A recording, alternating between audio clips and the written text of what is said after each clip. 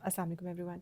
आपको याद होगा कि 14 जुलाई 2026 को बैठक के करीब बलूच में एक बहुत बड़ी झड़प हो गई थी लॉ इन्फोर्समेंट एजेंसीज़ की और जॉइंट अवामी एक्शन कमेटी की जो हामी हैं उनकी, और बड़ी तादाद में शहादतें हो गई थी। 7 लोग जो हैं वो जॉइंट अवामी एक्शन कमेटी के शहीद हो गए थे, और इसी तरह जो 2 लॉ इन्फोर्समेंट एजेंसीज़ के लोग हैं वो शहीद हो गए थे।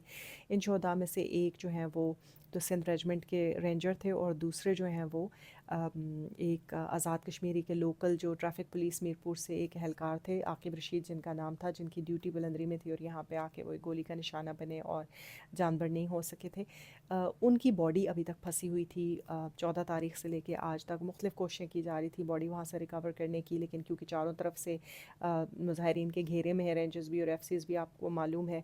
बल्कि जो सरदार अमान ने कल की तकरीर में कहा भी कि जो रेंजर्स और एफसी वहाँ पे फंसे हुए हैं ये अब सफ़ेद झंडे लहरा रहे हैं वगैरह।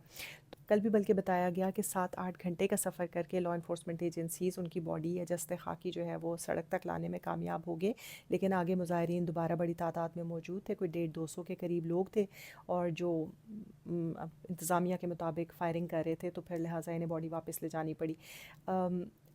फिर वही बात है कि जॉइंट अवामी एक्शन कमेटी तो कहती है कि उनके पास मुसल्लह लोग ही नहीं हैं, तो फिर ये जो भी लोग हैं बहरहाल नाम जॉइंट अवामी एक्शन कमेटी का इस्तेमाल कर रहे हैं। ताहम बॉडी नहीं रिकवर हो सकी थी और इनको वापस ले जानी पड़ी थी। रात को ये इत्तला आई थी 3:30 बजे के करीब कि अमानतन वो दफन कर दी गई है। ये वो बातें होती हैं जो हम जानबूझ के इसलिए बाहर नहीं लाते कि उसकी वजह से मज़ीद अनारकी फैलती है और मज़ीद मुखालफत होती है, और जो मुखासमाना जो जज्बात हैं वो उभरते हैं।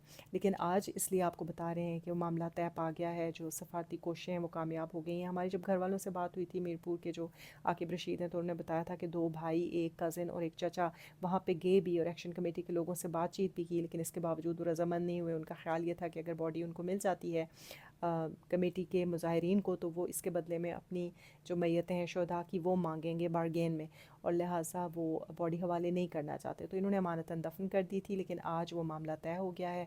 जो बैक चैनल पे बहुत सारी बातें हो रही हैं उनमें से एक ये भी एक बड़ा रखना था, जो अल्हम्दुलिल्लाह अब हल हो गया है। इसी तरह अगर ये कॉन्फिडेंस बिल्डिंग मेजर्स होते रहे तो जल्द हम कोई और अच्छी खबर भी सुनेंगे इंशाल्लाह। अभी इत्तला ये मिली है कि बॉडी को पलंदरी ले जाया जा रहा है और वहाँ पर उसके पोस्टमार्टम के बाद वर्सा के हवाले कर दी जाएगी और उनके आबाई गांव मीरपुर में ले जाई जाएगी, जहाँ पर फिर आखिरी रसूमात हो सकेंगी। फ़िलहाल वो अमानतन दफन थी।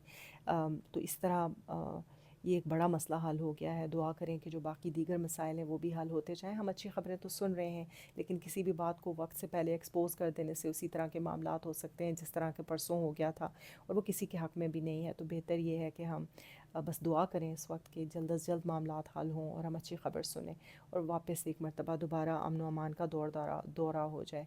ये एक बहुत पॉजिटिव ख़बर थी, इसलिए ये आपसे शेयर करना ज़रूरी था।